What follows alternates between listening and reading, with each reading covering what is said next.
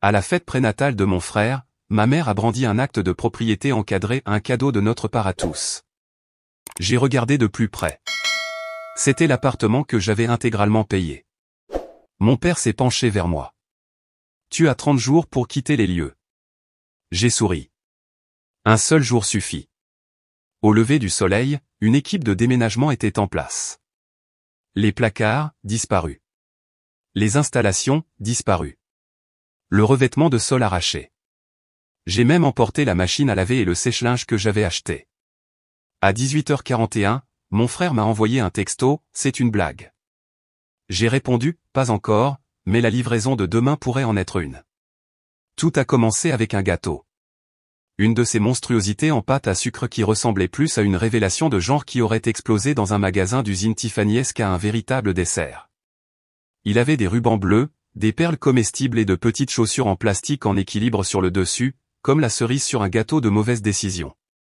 Ma mère se tenait à côté, rayonnante comme si elle venait de résoudre la pauvreté générationnelle grâce à des desserts à thème. Je n'étais pas censé être là.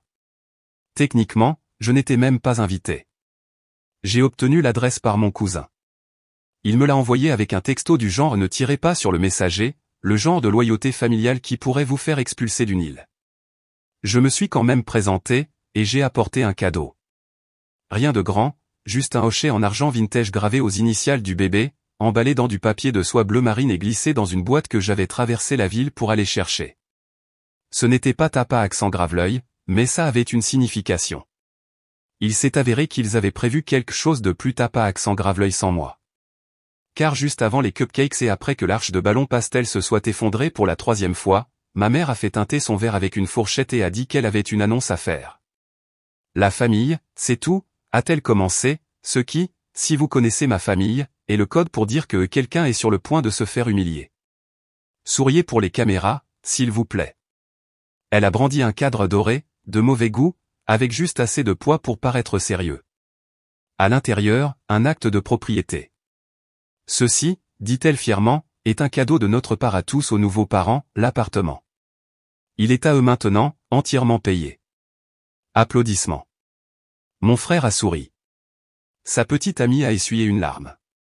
Ma tante a crié, « Vous êtes incroyables », comme s'ils avaient sauvé un chiot, et non volé un prêt immobilier. Je me suis levé, je me suis approché et j'ai pris le cadre des mains de ma mère. J'ai lu le nom. Mon nom. Je les ai regardés, puis j'ai regardé le cadre, puis mon père. Il s'est penché vers moi comme un vendeur de voitures d'occasion avec une promotion surprise.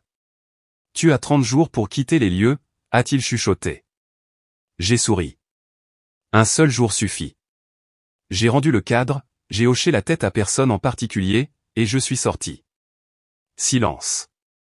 Pas de scène. Pas encore. À 5 heures du matin, le gérant de l'immeuble avait déverrouillé la porte d'entrée.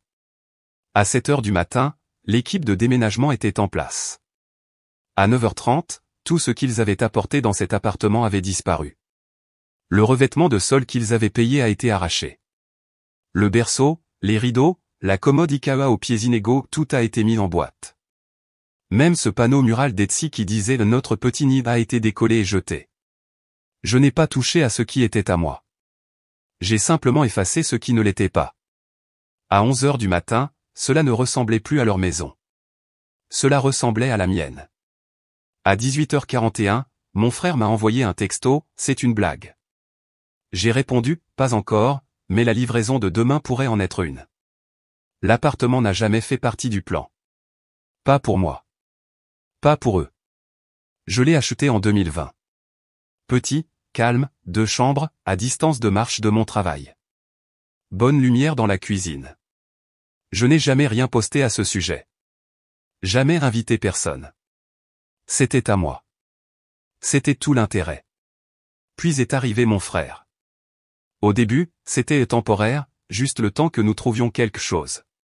Lui et sa petite amie sont arrivés avec 2 sacs de sport, un tapis de yoga et un chat. J'ai dit, bien sûr. 1 mois, peut-être 2. Ils sont restés 19 mois. Je n'ai jamais demandé de loyer. Pas une seule fois. Ils ont proposé de faire les courses de temps en temps. Parfois, ils le faisaient. La plupart du temps, non. Je ne tenais pas de compte. Je pensais que c'était à court terme. J'avais tort. La première chose qu'ils ont faite a été d'installer un parquet flottant. Pas de mauvaise qualité. Du Stratify de milieu de gamme. Mon frère a dit que c'était une amélioration pour nous tous. Il l'a payé. J'ai laissé faire. Ensuite, il y a eu la bibliothèque. Un bricolage IKEA à $160. Cadre blanc, pied en faux doré. Sa petite amie a posté une vidéo en accéléré de lui en train de l'assembler avec la légende « Notre chez nous prend forme ». J'étais derrière la caméra. Avec le temps, leur langage a changé. On est passé de « ton appartement » à « notre espace ». De « merci de nous laisser rester » à « nous aimons cette maison ». De « nous cherchons un endroit au silence ». Ils ont laissé leur brosse à dents dans mon gobelet, leurs chaussures près de la porte d'entrée, leur linge dans ma machine à laver. Je n'ai jamais dit un mot. Puis est arrivé le bébé. Ils ne me l'ont pas dit directement. Je l'ai découvert grâce à une story Instagram, elle tenant une échographie, lui en arrière-plan fléchissant les muscles comme s'il avait découvert le feu. J'ai envoyé un texto de félicitations. Il a répondu par « Nous devrions parler de rendre les choses plus permanentes ». Je n'ai pas demandé ce que cela signifiait. Ils n'ont jamais clarifié. 3 semaines plus tard, mes parents ont appelé. Ma mère voulait savoir si j'envisagerais de faire don de l'appartement. Pas entièrement, juste symboliquement. Ils fondent une famille, a-t-elle dit. Tu t'en sors bien. J'ai dit non. Elle a dit, ça ne te tuerait pas, j'ai raccroché. Puis est venu le fonds familial. Ça a commencé en 2019. Discrètement. $1 500 par mois pour aider à couvrir le prêt immobilier de mes parents pendant que papa se remettait. Puis $600 de plus par mois pour le loyer de ma sœur. $200 pour les frais d'avocat de l'oncle Rob. $320 pour le dentiste de maman. $3000 pour réparer le toit. J'ai arrêté de tenir les comptes au bout d'un moment, mais ma banque non. Sur 4 ans. Virement sur le compte familial, $91 200. Prêt immobilier plus taxes plus frais de l'appartement, $112 000. Meubles et réparations, $9 300. Nourriture, charges, imprévus, $6 700. Investissement personnel total, $219 200. Contribution totale de quiconque d'autre? Le revêtement de sol de mon frère, $940. Cette bibliothèque, $160. Un mixeur d'occasion offert par la mère de sa petite amie. Quand j'ai refusé de transférer l'acte de propriété, ils ont cessé de demander. Ils l'ont simplement fait. 3 semaines avant la fête prénatale, mon frère a pris un rendez-vous chez le notaire en utilisant une fausse adresse électronique à mon nom. Mon père s'est occupé de la logistique. Ma mère a coordonné avec l'avocat. Ils ont soumis une signature numérisée provenant d'un formulaire d'impôt que j'avais rempli en 2018. Ce n'était même pas une bonne contrefaçon, mais c'était suffisant. Le titre de propriété a été réattribué sans mon consentement. À la fête prénatale, ils ont agi comme s'ils me donnaient un moment, comme si je devais applaudir, sourire, me sentir inclus. Au lieu de cela, j'ai regardé mon nom brandi dans un cadre doré comme un accessoire. Un cadeau de notre part à tous, a dit ma mère. Notre part à tous, apparemment, signifiait le sauf moi. La même personne qui a acheté l'appartement, qui l'a meublé, qui a maintenu les lumières allumées, qui a payé pour le berceau, $1280, Pottery Barn, maintenant fièrement assis à côté du gâteau, enveloppé dans un ruban comme s'il s'était matérialisé d'un effort de groupe. Après être parti ce soir-là, je n'ai pas crié. Je n'ai pas argumenté. Je me suis connecté à ma banque. J'ai imprimé la liste complète des transactions. J'ai surligné tout ce qui était lié à cet appartement, les acomptes, l'assurance, les taxes, les réparations, même la fois où j'ai payé $342 pour réparer le broyeur à déchets après que sa petite amie ait mis des noyaux d'avocat parce que TikTok disait que c'était bon. J'ai mis le tout dans un dossier intitulé Correction, juste des faits, pas de commentaires. Au matin, le serrurier avait changé le code d'entrée. Le gérant de l'immeuble a réinitialisé l'interphone, et j'ai fait une liste de tout ce qui, à l'intérieur de l'appartement, ne m'appartenait pas. Le sol, la bibliothèque, le berceau, l'autocollant sur le mur du salon qui disait « Bienvenue, bébé ». Tout ce qu'ils avaient apporté, tout ce sur quoi ils avaient posté, tout ce qu'ils appelaient le leur. Disparu. Je n'ai pas envoyé de texto à mon frère. Je n'ai pas menacé de poursuite judiciaire. Je n'ai même pas expliqué, parce que c'est ce qu'ils attendaient, et c'est exactement ce que je n'allais pas leur donner. Ils pensaient que je ne réagirais pas. C'était là toute la question. Je pense que s'ils l'avaient fait bruyamment, de façon dramatique, officielle, j'aurais argumenté. Mais s'ils souriaient assez, trinquaient, brandissaient des cadres dorés et utilisaient des mots comme bénédiction et de notre part à tous, peut-être que je resterais silencieux. Peut-être qu'ils s'en tireraient. Ils ne s'en sont pas tirés. Ils ont franchi la ligne. Le lendemain matin, un camion de déménagement s'est arrêté devant l'appartement. Pas mon appartement, pas le leur, juste l'espace qu'ils avaient essayé de s'approprier. Le chauffeur a déchargé 64 boîtes en carton à plat. Chacune portait une étiquette « Nouveau départ ». Elles étaient propres, neuves, marquées en police noire avec des lignes pré-imprimées pour la pièce, le contenu et le propriétaire. Sur la boîte du dessus, une enveloppe scotchée. À l'intérieur, un guide d'emballage imprimé, une liste de contrôle intitulée « Tout ce que vous avez apporté ». Les catégories étaient nettes. Boîte 1, vêtements de bébé. Boîte 2 à 4, décoration de chambre d'enfant non sollicitée. Boîte 5, brosse à dents partagée, toujours pas la mienne. Boîte juin 2011, excuse. Boîte 12, il faut qu'on parle. Boîte 13 à 40, mon silence. Boîte 41 à 62, sentiment de bon droit. Boîte 63, leur sol. Boîte 64, dignité. En dessous, tu as 30 jours, mais j'ai pensé t'aider à commencer. Ils l'ont vu avant midi. Je le sais parce que la caméra du couloir a filmé mon frère ouvrant la porte. Il a reculé comme si les boîtes étaient vivantes. Sa petite amie se tenait derrière lui, tenant une tasse, vêtue de ce peignoir qu'elle portait toujours quand elle avait besoin d'attention. Il s'est penché, a ouvert la première, et a regardé à l'intérieur. Vide. Elle a commencé à pleurer. J'ai regardé la vidéo sans le son. Ce soir-là, mon téléphone a explosé. Frère, qu'est-ce qui ne va pas chez toi? Maman, ce n'est pas comme ça que la famille se comporte. Papa, tu as fait passer ton message. Ça suffit. Sœur, est-ce que ça va? Jean, vraiment ça va. Je n'ai pas répondu. Pas à eux. Plus maintenant. J'avais déjà fait ma propre feuille de calcul. Tout ce que j'avais payé, tout ce que j'avais supporté, tout ce qu'ils avaient pris. Je l'ai envoyé en un seul PDF. Objet, appartement, chiffres finaux. À 16h17, ma mère a rappelé. J'ai laissé sonner. Elle a laissé un message vocal. Nous n'avons jamais eu l'intention de le prendre. C'était symbolique, pour le bébé. J'ai sauvegardé le fichier audio, intitulé symbolique.mp3. Le lendemain, mon frère s'est présenté. Il a sonné à mon interphone 5 fois. Je l'ai regardé par le Judas. Sweat à capuche, pantalon de survêtement, tenant une boîte à moitié pliée. Je n'ai pas ouvert la porte. Il a laissé la boîte sur mon paillasson. À l'intérieur, un mot, tu vas vraiment faire ça?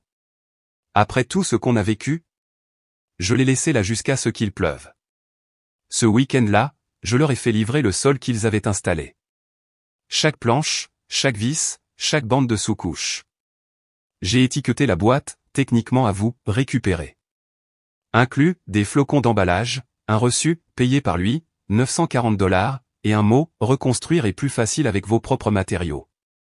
Ils ont déménagé en silence. Pas d'adieu sur les réseaux sociaux. Pas de drame dans les discussions de groupe. Juste une lente disparition. À la fin du mois, l'appartement était de nouveau à moi de toutes les manières qui comptaient. L'odeur de leurs bougies, disparue. Leur manteau du couloir, disparu. La bannière nom du bébé, pliée et retournée. Personne n'a jamais réclamé les 64 boîtes. Je suppose qu'ils les ont utilisées.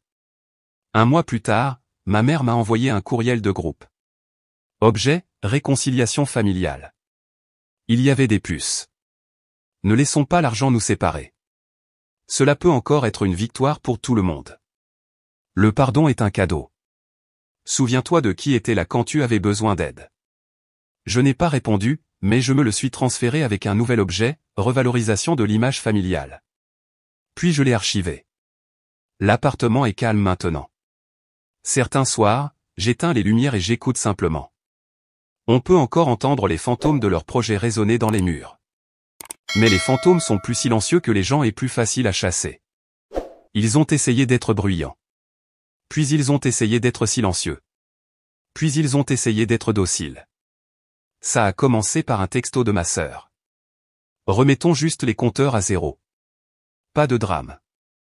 Pas de reçu. Table rase. Puis un appel de ma mère. Messagerie vocale uniquement. Je sais que nous avons fait des erreurs, mais tu es le sage. Tu l'as toujours été. Et puis mon préféré, un message de mon père. Viens dîner. Parlons d'homme à homme. Ils ont choisi un mardi. J'ai dit oui. Le restaurant était italien, de gamme moyenne. Ils pensaient que les lumières tamisées adouciraient les choses. Ils avaient tort. Je suis arrivé le deuxième. Ils avaient déjà commandé une bouteille de vin, 2 verres. Je n'ai pas touché le mien. Ma mère s'est lancée la première. Nous étions sous pression, puis tout était si chaotique avec le bébé, puis nous n'aurions pas dû agir dans ton dos, mais c'était par amour. Je les ai laissés finir leur petit soliloque. Puis j'ai ouvert mon sac. 3 objets, tranquillement posés sur la table, une clé USB, un dossier manille, et une seule feuille plastifiée. Mon père a tendu la main vers la clé USB. Je l'ai retirée. Tu n'en auras pas besoin. Je l'ai déjà envoyé par courriel à vos employeurs et à la banque. Ma mère s'est figée. Je lui ai tendu le dossier.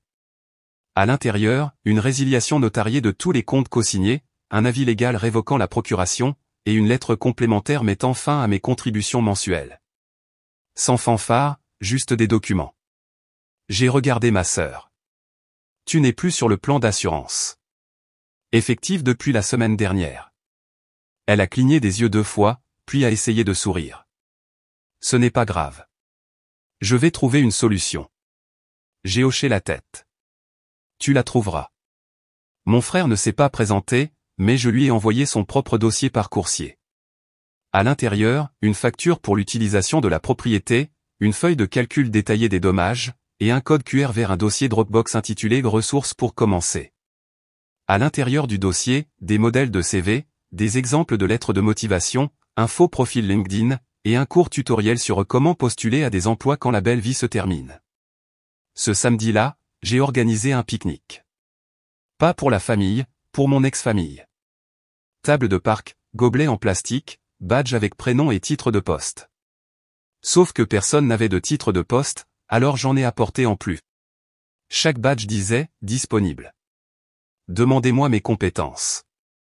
Ma tante a pleuré quand elle a vu le sien. Mon cousin a fait comme si c'était une blague. Ma mère a dit « C'est déstabilisant ». J'ai dit que c'était le but. Puis j'ai distribué des dossiers. À l'intérieur de chacun, une copie imprimée d'une URL de site d'emploi, une fiche d'information intitulée « Budgétisation pour les adultes » et un post-it. Vous avez dit que j'étais le responsable, alors je vous aide à le devenir aussi. Le lundi suivant, j'ai déposé une déclaration à la police. Pas un procès, pas une vengeance, juste une notification d'usurpation d'identité et de falsification de titre de propriété. L'agent au bureau m'a demandé si je voulais porter plainte. J'ai dit, pas encore. Le jeudi, j'ai reçu un courriel de l'avocat de mon père. Objet, inquiétude concernant l'escalade. Corps du message, ne détruisons pas la famille pour quelques documents.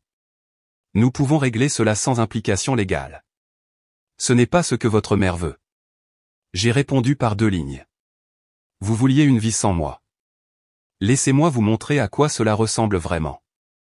Ils ont arrêté d'appeler, d'envoyer des textos, mais le silence ne signifiait pas la reddition. Il signifiait la confusion, ce qui, franchement, était plus bruyant. Personne ne parlait plus directement de moi. Ils avaient cessé de mentionner mon nom, même dans les messages qu'ils envoyaient accidentellement à des gens qui savaient encore comment transférer des captures d'écran. Mais j'entendais tout. Ma cousine de l'Indiana, celle qui se retrouve d'une manière ou d'une autre dans toutes les chaînes familiales, qu'elle le veuille ou non, me tenait discrètement au courant. Sans commentaire, juste des données brutes. Pour info, écrivait-elle, et transférait le texto. Parfois un message audio, parfois une photo, comme celle de ma mère portant son écharpe de guérison, réapprovisionnant les livres de la bibliothèque locale. Apparemment, elle y avait pris un emploi à temps partiel. Elle disait à tout le monde que c'était pour rester active. La vraie raison, l'assurance ne couvrait plus ses médicaments pour la tension artérielle. Ma cousine l'a entendu chuchoter à propos des tickets modérateurs derrière le bureau d'aide. Elle a aussi vendu 2 sacs à main, ce qu'elle appelait autrefois des investissements. Maintenant, elle les appelle de la joie non essentielle. Mon père a pris une voiture plus petite. Non par conscience écologique, mais par nécessité. Le concessionnaire l'a confirmé. Le petit ami de ma cousine y travaille. Il a dit qu'il avait l'air fatigué, confus au sujet du financement. Il ne se souvenait pas du modèle de l'hybride qu'il échangeait. Papa conduit maintenant une berline argentée d'occasion. Un phare clignote toujours en tournant à gauche. Approprié. Je sais que son bureau a déménagé dans une pièce plus petite. Un associé junior l'a mentionné lors d'un appel de groupe qui a été enregistré et a fuité. Il a marmonné quelque chose sur le fait d'avoir juste besoin de moins d'espace. Il n'a jamais mentionné le téléphone familial que j'avais cessé de payer. Ni le forfait de données. Ni l'abonnement au calendrier. Ma sœur a emménagé chez la mère de son petit ami. Temporairement. Ce temporairement dure depuis 5 mois. La chambre d'amis a un tapis qui sent le chien mouillé et le shampoing périmé. Elle ne cesse de dire que c'est un logement de transition. Elle a aussi posté une citation la semaine dernière, parfois, la croissance ressemble d'abord à un effondrement. Légende, humeur. Son plan de scolarité, celui que je couvrais entièrement, il est maintenant réparti sur 3 systèmes de paiement. Elle en a manqué un, a reçu un courriel, a oublié son identifiant, a appelé l'université, a été mise en attente, a pleuré, a raccroché et a réessayé le lendemain. Elle a raconté tout cela à notre cousine autour d'un café. La cousine m'a appelé après, sèchement. Elle apprend. Mon frère a organisé la fête du premier anniversaire du bébé dans leur propre appartement. Je n'ai pas été invité, bien sûr, mais une des voisines l'a été, et elle a posté des photos sur Facebook. Mon visage n'était pas identifié parce que je n'y étais pas, mais les nappes en plastique bon marché et les gobelets dépareillés y étaient. Apparemment, les cupcakes provenaient d'un bac de déstockage. Un ballon a éclaté en plein milieu d'une phrase. L'enceinte Bluetooth ne voulait pas se coupler. Pas de photographe, juste des retardateurs d'iPhone. Les serviettes portaient l'inscription au béni. Quelqu'un avait barré le mot au stylo. Personne ne souriait sur aucune des photos. Ils ont commencé à parler d'argent comme étant serré, ce que les gens disent quand ils ne veulent pas admettre disparu. Mon frère a postulé pour une application de budgétisation. Je le sais parce qu'elle a demandé mon code de parrainage accidentellement. Il ne l'a jamais utilisé. Un week-end, 34% de leurs dépenses étaient marquées divers. Ils ont renommé l'ancien groupe de discussion familiale. Il s'appelle maintenant un cercle de soutien. Je n'y suis pas, mais je reçois des captures d'écran. L'interface n'a pas changé. Toujours des bulles bleues. Toujours des réponses de façade. Maman a envoyé, devinez qui a fait des carrés au citron. Personne n'a répondu. Papa a envoyé un article, le pardon ajoute 5 ans à votre vie. Vu par 2, pas de cœur. Ma sœur a posté un selfie avec la légende, croissance. L'arrière-plan montrait le même tapis pour chien. Aucun commentaire. Thanksgiving s'est passé sans moi. Je l'ai découvert via une photo floue dans un album partagé d'un ami commun de la famille. La dinde était visiblement carbonisée. Les chaises ne correspondaient pas. L'une était une chaise de plage. Le système audio a refusé de se connecter au Bluetooth, alors ils ont utilisé le téléphone de quelqu'un. Ils ont imprimé une liste de gratitude et l'ont laissée sur la table. 5 lignes vierges. Seules 2 avaient été remplies. L'une disait la santé. L'autre disait l'espoir. La photo n'avait pas de filtre. Elle n'en avait pas besoin. Ma cousine de l'Indiana m'a envoyé un texto plus tard. C'était bizarre. Personne n'a prononcé ton nom. Pas même une seule fois. C'était la partie la plus révélatrice. Non pas que je leur manquais, mais qu'ils devaient faire tant d'efforts pour ne pas le faire. Au moment où ils ont cessé de prétendre que je reviendrais, j'avais déjà refait les sols. Ils étaient vieux, bruyants par endroits, tordus à d'autres. Je n'avais pas réalisé à quel point ils résonnaient jusqu'à ce qu'il n'y ait plus personne pour couvrir le bruit. Alors, j'ai tout mis à nu, poncé, scellé, teinté. Du chêne neuf, finition mat chaleureux, honnête. Je l'ai choisi non pas pour le style, mais parce qu'il ne s'excusait pas. J'ai peint les murs ensuite. Gris doux, pas froid, pas tendance, juste calme. Le salon a perdu 2 chaises et gagné un coin lecture. La cuisine a eu des lumières sous les armoires. Le placard à linge est devenu une pièce. Il n'y a eu aucun témoin du processus. Personne n'a demandé de photos de l'avancement. Cela a rendu les choses plus faciles. Pour la première fois, je ne préparais pas un espace pour les besoins de quelqu'un d'autre. Et puis je l'ai rencontrée. Dans une quincaillerie, bien sûr. Elle se disputait sur la couleur du coulis avec quelqu'un qui, de toute évidence, s'en fichait. J'ai fait une blague. Elle n'a pas ri. Elle a corrigé ma chute. Elle était meilleure que la mienne. Nous sommes partis avec le mauvais coulis mais avons échangé nos numéros. Notre premier rendez-vous fut des plats à emporter sur le sol. Le mien, fraîchement installé. Elle a apporté sa propre fourchette. A dit qu'elle ne mangeait pas dans du plastique. J'ai respecté cela. Elle n'a pas posé de questions sur ma famille. Pas une seule fois. Pas avant le 4e mois. Et quand elle l'a fait, ce n'était pas un piège, juste une question. Je lui ai dit que j'avais entamé une démission silencieuse vis-à-vis de mes proches. Elle a demandé, l'ont-ils remarqué? J'ai dit, ils sont toujours en train de jouer la comédie de la perte. J'ai juste arrêté d'applaudir. Elle n'a pas insisté, a juste hoché la tête. Puis elle a changé de sujet pour parler des apprêts de peinture. Nous avons construit lentement. Au 6e mois, elle avait son propre tiroir. Au 8e, sa brosse à dents est restée. Le shampoing aussi. La voix aussi. Au 10e mois, nous étions fiancés. Au 11e, nous attendions un enfant. Elle l'a dit comme un bulletin météo, calme, clair, inévitable. Je n'ai pas pleuré, mais je suis resté assis sur le sol de la cuisine pendant 20 minutes après, tenant le bol qu'elle utilisait chaque matin. Il semblait plus lourd. Je n'ai pas prévenu ma famille. Il n'y a pas eu de moment qui l'exigeait. Pas d'annonce à gâcher. Pas de siège à laisser vide. Ils l'ont appris par quelqu'un d'autre. J'ai reçu un texto de ma tante. Félicitations, je suppose. Pas de suivi, pas d'adresse, pas de cadeau. Parfait. Ils n'ont pas demandé à être impliqués, et je n'ai pas proposé. Non par dépit, juste par clarté. Il n'y a pas de place dans une pièce conçue pour la paix pour des gens qui ne connaissent que le bruit. Maintenant, je passe mes matinées dans une maison qui reste immobile. Nous nous disputons parfois pour de petites choses, liste de courses, place de parking, mais personne ne crie. Personne ne disparaît. Quand le bébé donne des coups de pied, elle rit comme si elle ne s'y attendait pas, à chaque fois. Il y a un placard plein de vêtements d'occasion que nous avons poliment refusés et un berceau que nous avons construit nous-mêmes. Certains soirs, nous nous asseyons dans la chambre d'enfant et ne disons rien, parce que rien ne fait plus mal. Le silence a changé de camp. Il ne signifie plus l'absence. Il signifie que c'est suffisant.